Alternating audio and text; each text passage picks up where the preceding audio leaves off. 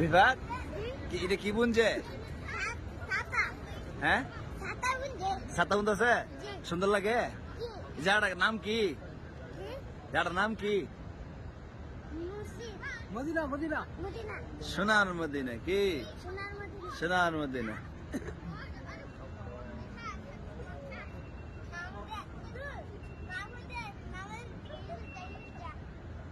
কেডা কি কইছে? মামুল গেল।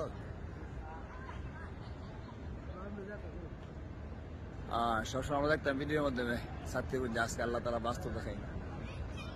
সুবহানাল্লাহ।